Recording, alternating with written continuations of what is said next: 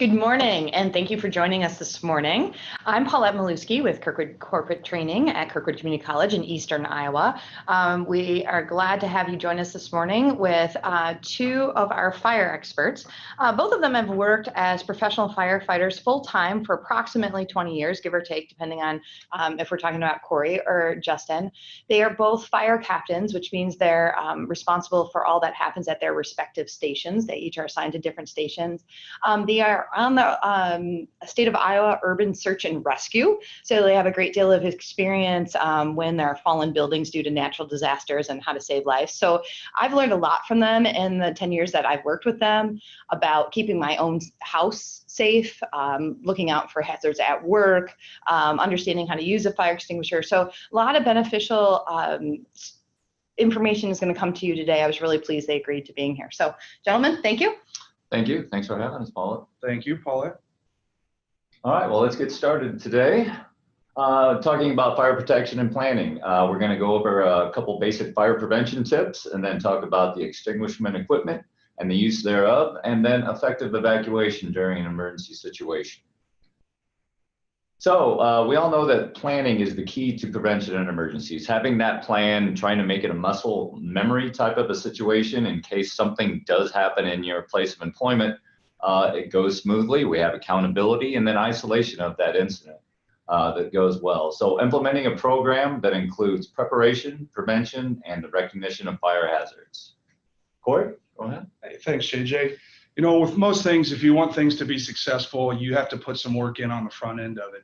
And especially in the workplace environment, preparation is one of those things that essentially, by putting in the work on the front end, you can really set yourself up and your team, set them up for a successful outcome in the event an emergency does occur.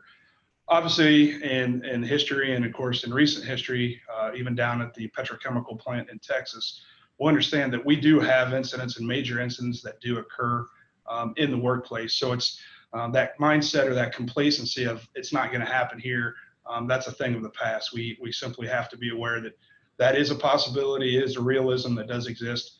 So we need to make sure that we're planning in accordance with that. So a lot of that is kind of the what to do, where to go, how to do it, stuff that we talked about on the front end. Remember, it's much easier to train on a tabletop and a walkthrough when there isn't an emotional response and there isn't that stress or that urgency, so that when it does happen, it is, like JJ spoke about, it's a muscle memory. It's really more of a learned reaction, if you will. So again, we talk about what to do in the event of emergency. Of course, everybody's had some exposure in their lifetime to extinguishers, especially in their adult life in the workplace. We'll talk just a little bit about fire alarm, pull stations, and really more importantly, the exit of the structure, what we call the egress of that structure, of that occupancy. And that's ultimately what we're trying to do, is get people out in a safe and effective manner. And then, of course, some of those evacuation signals, routes, procedures, and of course, JJ mentioned accountability are huge things, again, just to make sure that we have all the people accounted for, that they're egress from the structure, then it makes it much easier for suppression forces to come in and do their job. All right, so let's talk a little bit about prevention. We all know that good housekeeping in our places of work adds to keeping things safe and the elimination of hazards in the workplace. So we always like to incorporate good housekeeping procedures, keeping things clean, orderly, keeping aisles tidy, and keeping everything in storage well kept. That adds to the workplace and being clutter-free. So we also like to have proper handling and storage of flammable materials. We all know there's many codes, regulations, laws that stipulate complete compliance in dealing with hazards, especially in the flammable world. And then controlling workplace ignition sources, making sure that we keep a good working environment, making sure that we do handle our hazards, letting us all know that to stay compliant and to work within the laws. So, you know, one of the things, so JJ and I, the district that we represent is here in Cedar Rapids, and excuse me, in the past, we've had some incidences, obviously, that have come from either housekeeping issues or recognition of issues. Remember that the word that we come across, or we repeat time and time again, is that complacency. And even in the residential environment, you know, think about it, you can go to a big box store and you can pick up an open flame candle for less than $2 or $3. And that candle in itself can cause the damage because you're used to having that around. That can cause damage that essentially totals out your entire house, plus it puts your family at risk. Right now in the residential environment, the #1 cause for structure fires is cooking.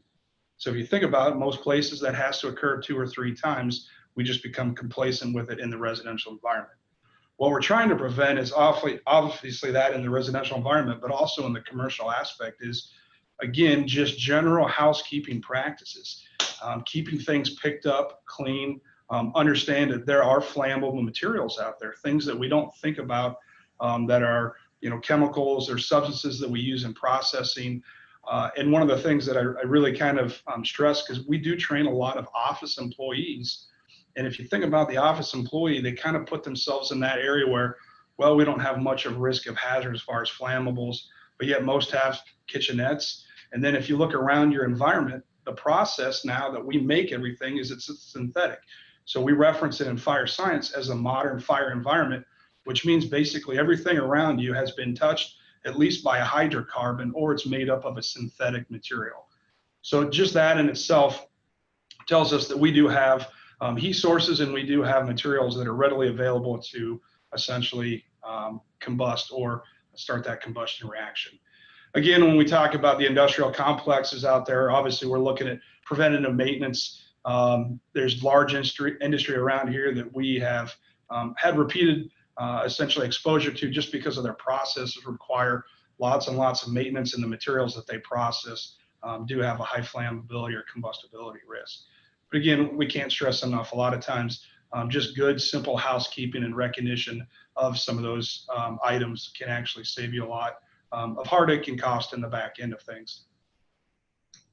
All right, next we'll move on to fire extinguishment. In dealing with the classes of fires, we have 5 set classes dealing with the different type of materials that are involved with those fires. So first we'd like to start with Class A, ordinary combustibles. Normally we like to talk about things that make an ash, wood, paper, cloth, rubber, and some plastics involved there. Then Class B, the flammable liquids and gases, normally dealing with gasoline, tars, solvents, alcohols, that kind of thing. Then Class C, dealing with energized electrical equipment, such as computers, servers, motors, appliances, that kind of thing. And dealing with A, B, and C class fires. Those are normally the holy trinity of fires, and we talk about that. It's kind of like when you go out at night, you have your wallet, keys, and phone. That's the same kind of thing with dealing with the class A, B, and C. Those are the ones that most extinguishers will handle, multi-purpose as we like to call them. And then dealing with some specialized ones that we don't see too often, dealing with Class D fires, combustible metals, normally magnesium, titanium, lithium, and dealing with the batteries. And then a Class K, normally animal fats, oils, normally used what we see in restaurants, fast foods, in the kitchen areas. You kind of had me at the Holy Trinity thing. I was thinking, was it celery, peppers, and garlic are really the Holy Trinity? Maybe in the culinary world. Yeah. As a firefighter, I always go back to food for some reason. And I'm glad you brought that up, because you had talked about a frying pan fire. Absolutely. And what happens there. Can you tell that story a little bit? So, yeah, and just, again, with the cooking fires, if you think about it as far as frying pan, there's a few different things that happen with it. Number one, usually in frying pan, we're not sauteing just nice, clean vegetables, right? If you're going to use a frying pan, most of the time it's going to have some sort of vegetable fat, grease, animal fat, oil. And what happens is, as time goes by, we continue to heat these things up, whether it's an electric burner or a flame burner, and increases that temperature of the oil itself. And what occurs is you actually start to bring the temperature of the oil up, and then you get the first initial sign you get is a smoke point. From there, you start to get to what they call as the flash point, which actually happens. There's the vapors from the smoke or the oil will actually drop down and be ignited off the burner. And that's usually where we see that in the residential environment. So the first thing that happens is, boom, this pan flashes. Well, what happens is actually we vaporize the fats or the oils. They were ignited by the flame, and then essentially that causes that pan to be on fire. Well, this is usually where people step in and decide to hit it with a fire extinguisher. Well, the problem that exists is all these extinguishers are under pressure. and that's how they dispel their agent into the environment. What ends up happening is the average person will dispel that into the pan, and then what it does is it broadcasts that flaming liquid and vapor all across the stove, the kitchen cabinets, and now that simple pan fire has turned into a kitchen or a moderate structure fire. So really the best thing to do is, at this point, is to occlude the oxygen, or what it also does is it separates those vapors from the flame, and then also shutting off the fire or the burner. But keep in mind, if you remove that lid, most of the time this oil has now hit its auto ignition temperature. So by shutting off the flame, even if you still remove that lid, it's already at that ignition temperature, so it will flash again. And this is one of those experiments we do in classes, both with the Kirkwood fire students and sometimes with some of the industries, but to show these different potentials or these different temperatures. So really the best thing to do is, again, put a lid over the top of it and include it, or using another form of agent, something like sodium bicarbonate or potassium bicarbonate, which is what you're going to see in an ABC extinguisher. Essentially, that can disrupt that combustive process. So again, you guys have seen these extinguishers before. The newest two types basically are going to be that Class D, which is that yellow dry powder, and then the Class K, the wet chemical on the far right-hand side. And those are representing those metal fires as well as those kitchen and animal fat fires. Some of the science behind it, again, we've been around this for a while, but essentially we know that water cools, or at least takes the heat away from the fire. One of the cool things that people a lot of times don't recognize is that all these extinguishers have ratings. And the most common would be that water can up there that we use in the fire service, but you'll also find around. But recognize that for every numerical value it has, so for instance, this would happen to be a 2A water can, that 1 or that 2 represents, for every number, it's 1¼ gallons of water is what it represents. So in this particular case, you'll see a pretty common is a 2A, which gives us a 2½ gallons of water can. Commonly in the fire service, you'll hear this referred to as the can. When you get to the A or the B and the C, the numerical value changes a little bit. What it does is then it represents the footage that material will put out. So a lot of times a very common extinguisher out there would be like a 2A 10VC. So you know it's the equivalent of either 2½ gallons of water, or it would put out 10 feet, give or take, of a particular fire with that agent. The other one that's kind of that curveball again is, and we reference magnesium, but some of those alkali type earth metals, that smothering, so that Class D, the yellow extinguisher, what it really does is it smothers that particular metal. The chemistry gets a little weird with it, so the best thing to do is to smother it, and then that occludes it from the oxygen, but also helps to cool that eventually. All right, so next we're going to talk about how to use the fire extinguisher. And I want to preface this with some things that have to be said, or some things that you would like to think about before actually going and using the actual extinguisher. First and foremost, you want to make sure that you bring the right extinguisher, you have it available, and you have a small containable type fire going on before you actually start tackling this with a fire extinguisher. Remember that fire extinguisher is there to extinguish that combustion that is going on. But first and foremost, it's meant for you to get out of that area. It's supposed to be a tool or a resource to egress a bad situation. So make sure you have something small and contained, and you don't bring a knife to a gunfight, so to speak. Also, you would like to be safe from the toxic smoke. If you're involved in a heavy smoke situation, it's best to get out of the area, close the door behind you, and sound the alarm, get 911 involved, make sure everybody's getting out of the structure. 21st century fires are, the smoke is extremely toxic. A lot of things in there that could, carcinogens and whatnot, inhalants, and things that could harm you very much. Also, always keep that means of escape and that egress there. Once again, this extinguisher is a tool to get you out of a bad situation, right? And then you have that sixth sense in you. If it's safe, go, no go, make that establishment, and try your extinguisher. If it isn't working, you bail out, shut the door behind you, and get going, right? So first and foremost, you're gonna locate that. Normally there is a formula used in most industry, square footage divided by what the extinguisher can work and do, and that will give you a number per floor, normally around every 75 feet. Normal walking areas, if not, have indicator arrows, that kind of thing. So we're going to find that, make sure it's good, make sure it's ready to use. Pull that pin at the handle, right? It's an aggressive move. Make sure you pull it all the way out. You're going to aim that extinguisher properly at the base of that fire, at the seat of it. You're going to squeeze that lever all the way down to compression, and then sweep from side to side. Remember, this is an aggressive move. If you're going to go for it well. If not, bail out, shut the door behind you, and sound the alarm. One of the neat things that's worth mentioning is, most of us look at that pass and everybody's like, oh, yeah, that's elementary. I've seen it. I've done it. We've done it every year out at Kirkwood or out in the parking lot of our industry. As instructors, what's unique is watching people's reactions when they have to do it for real on the fire pad with us. And now it's not just a little trash can. Now it's a flammable liquids pan that's puking out a lot of black carbon, nasty smoke.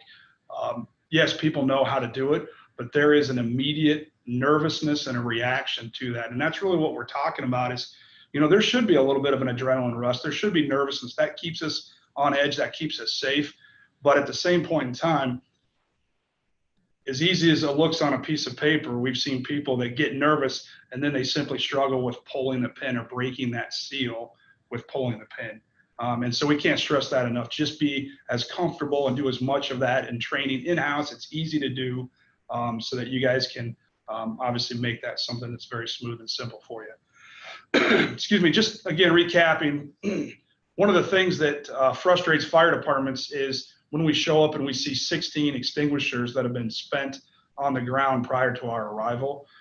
Really, again, it's a tool for you to safely egress the building.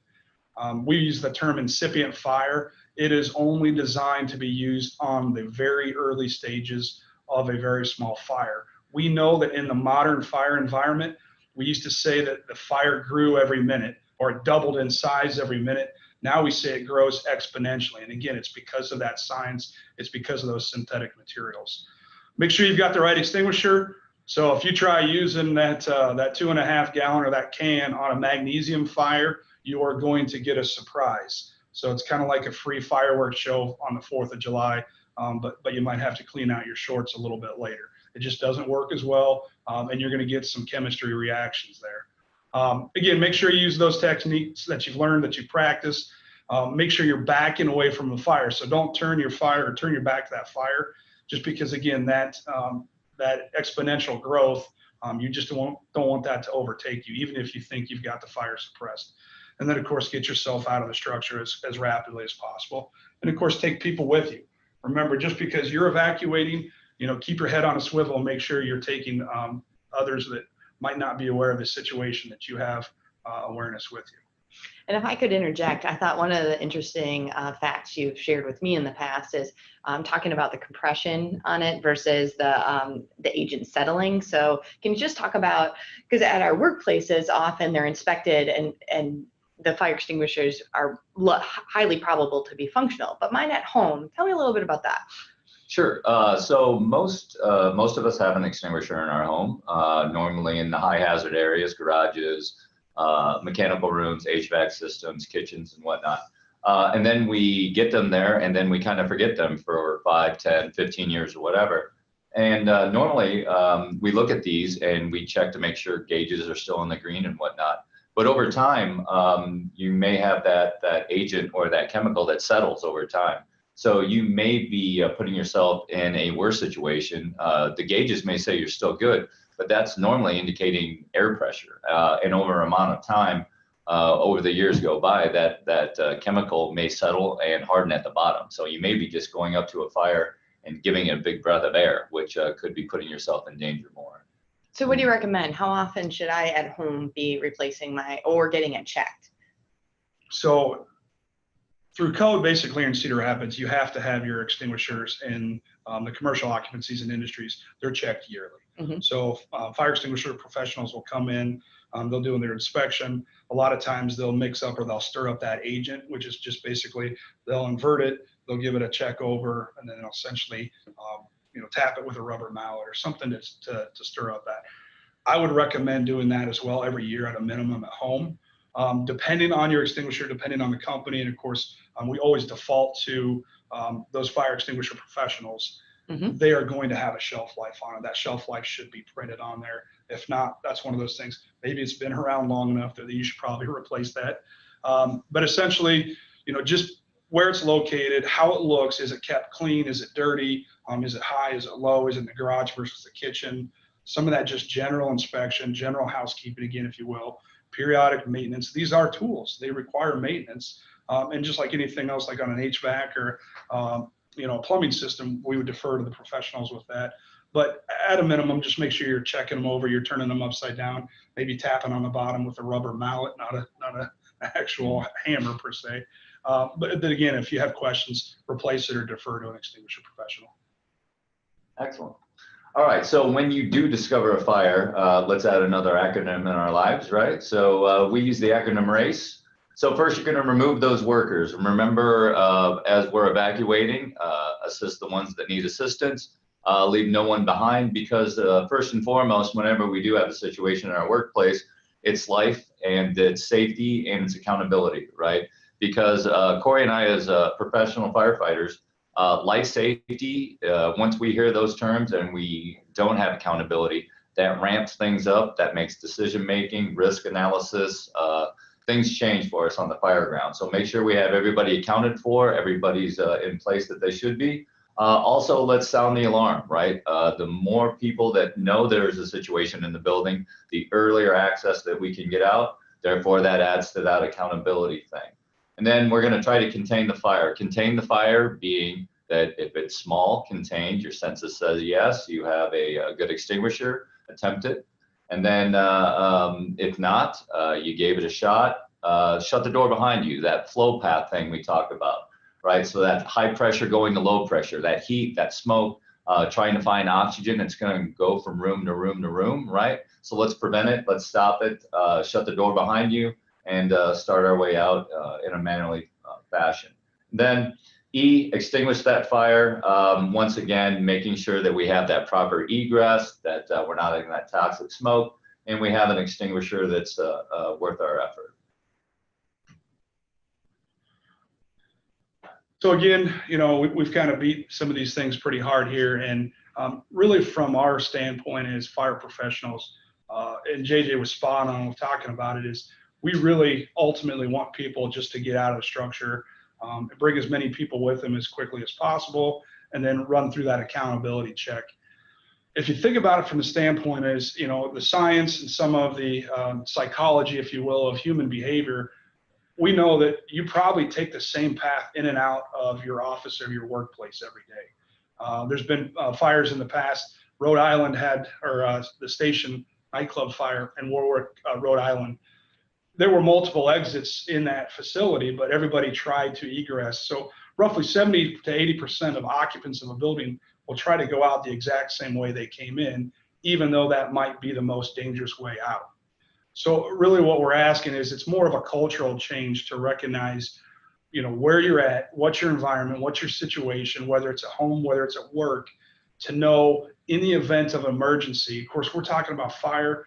There's always hazmat, there's active shooter. There's a lot of things. How do I get out of this building as quickly and as safely as possible?